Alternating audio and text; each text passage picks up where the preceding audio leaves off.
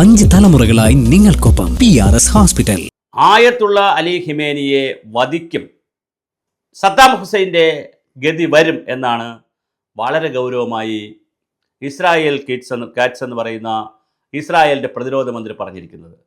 ഇതിന് സമാനമായ രീതിയിൽ ട്രംപിൻ്റെ ചില പ്രസ്താവനകളും വന്നിട്ടുണ്ട്. ഇറാനാണ് ഈ പ്രശ്നങ്ങളൊക്കെ ചെയ്യുന്നു എന്ന് പറഞ്ഞിട്ടുള്ള പ്രസ്താവന വന്നിട്ടുണ്ട്. G7 രാജ്യങ്ങൾ ഇസ്രായേലിന് പിന്തുണ പ്രഖ്യാപിച്ചിട്ടുണ്ട്.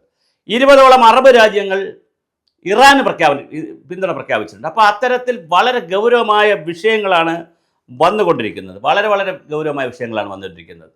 അൽ ജസീറ പത്രം റിപ്പോർട്ട് ചെയ്യുന്നതനുസരിച്ച്, അൽ ജസീറ എന്ന് പറയുന്നത് വളരെ പ്രമുഖമായിട്ടുള്ള പത്രമാണ്. അൽ ജസീറ റിപ്പോർട്ട് ചെയ്യുന്നതനുസരിച്ച് ഇസ്രായേൽ കാറ്റ്സിൻ്റെ അഭിപ്രായം വന്നു കഴിഞ്ഞു. പ്രതിരോധ മന്ത്രിയുടെ സദ്ദാം ഹുസൈനെ അമേരിക്കൻ സൈന്യം ഇറാഖിനെ ആക്രമിച്ചതിന് ശേഷം സദ്ദാം ഹുസൈനെ കൊണ്ടുപോയി സൈന്യം വെടിവെച്ച് കൊന്നതുപോലെ കൃത്യമായി കൊല്ലും എന്ന് പറയുന്ന ഒരു രീതിയിലേക്ക് വന്നിട്ടുണ്ട്. അതിന് അനുബന്ധമായി 2 കാര്യങ്ങൾ ഇവിടെ നടന്നിട്ടുണ്ട്. അവരുടെ 2 സൈനിക തലവന്മാരെയും, ഒരു സൈനിക തലവനെ ഒരാഴ്ച മുമ്പേ കൊന്നു, അതിനു മുമ്പ് ഒരാഴ്ച മുമ്പ് 2 ആഴ്ചകൾക്കിടയിൽ വളരെ പ്രധാനപ്പെട്ട ഇറാനിലെ 2 സൈനിക തലവന്മാരെയാണ് ഇസ്രായേൽ സൈന്യം വധിച്ചത്. അപ്പോൾ സ്വാഭാവികമായും വലിയ യുദ്ധമാണ് കാര്യങ്ങൾ നടക്കുന്നത്. ടെൽ അവീവിൽ നിന്ന് ആളുകളോട് ഒഴിഞ്ഞു പോകാൻ പറയുന്നു. ഇന്ത്യക്കാരടക്കമുള്ള ഒരുപാട് ആളുകൾ അവിടെ നിന്ന് ഒഴിഞ്ഞു പോവുകയാണ്. 1 കോടി ആളുകളാണ് അവിടെ നിന്ന് ഒഴിഞ്ഞു പോകേണ്ടി വരുന്നത്. അപ്പോൾ ഒഴിഞ്ഞു പോവുകയാണ് ഇന്ത്യക്കാർ. അതുപോലെ തന്നെ ടെഹ്റാനിൽ നിന്നും ആളുകൾ ഒഴിഞ്ഞു പോകണം. അവിടെയും 1.5 കോടി ആളുകൾ.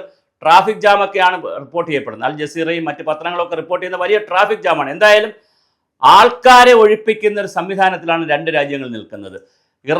ടെഹ്റാനിലെ വിദ്യാർത്ഥികളെ അർമേനിയയിലേക്ക് കൊണ്ടുപോയി ഇന്ത്യൻ വിദ്യാർത്ഥികളെ അർമേനിയയിലേക്ക് കൊണ്ടുപോയി. അങ്ങനെ വളരെ വലിയ തോതിലാണ് ബഹളം നടക്കുന്നത്.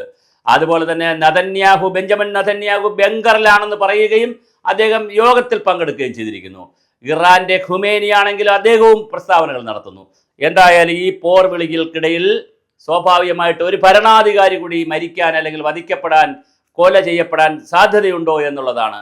അമേരിക്ക എല്ലാ കാലവും നോക്കിയിരിക്കുന്നത് ഇറാന്റെ ആണവ സമ്പുഷ്ടീകരണത്തെയും ആണവായുധങ്ങളെയും തകർക്കുവാൻ, ഇറാനെ ആ രീതിയിൽ തകർക്കണം എന്നുള്ളതാണ് അമേരിക്കയുടെ അജണ്ട.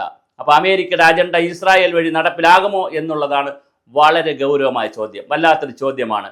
അങ്ങനെയാണെങ്കിൽ അങ്ങനെ ഖിമേനി മരിച്ചാൽ എന്തായിരിക്കും മുസ്ലിം രാജ്യങ്ങളുടെ ഒരു പ്രതികരണം? ഇപ്പോൾ തന്നെ 20ഓളം മുസ്ലിം രാജ്യങ്ങൾ വന്നിട്ടുണ്ട്. ചൈന വളരെ ഗൗരവമായി ഇറാനെ സപ്പോർട്ട് ചെയ്യുന്നുണ്ട്. തുർക്കി ആൾറെഡി സപ്പോർട്ട് ചെയ്ത് കഴിഞ്ഞു.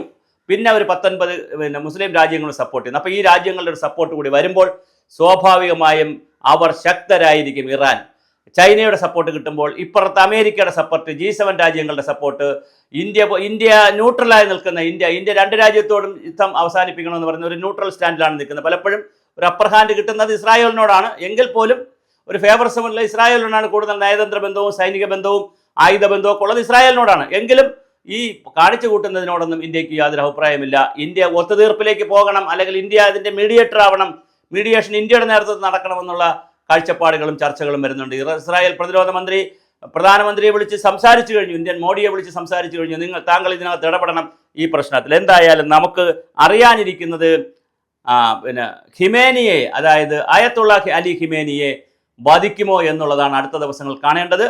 അതിനായി ടെഹ്റാനിലെ ആളുകളെ ഒഴിപ്പിച്ച് കിട്ടുന്ന നിമിഷം, അത് രാത്രിയെന്നോ പകലെന്നോ നോക്കാതെ അവിടുത്തെ ഭരണാധികാരിയെ കൊല്ലുമോ എന്നുള്ളതാണ് നാം തിരിച്ചറിയേണ്ടത്. അതിനുള്ള പടക്കോപ്പുമായി ഇസ്രായേൽ രംഗത്തുണ്ട് എന്നാണ് അറിയുന്നത്.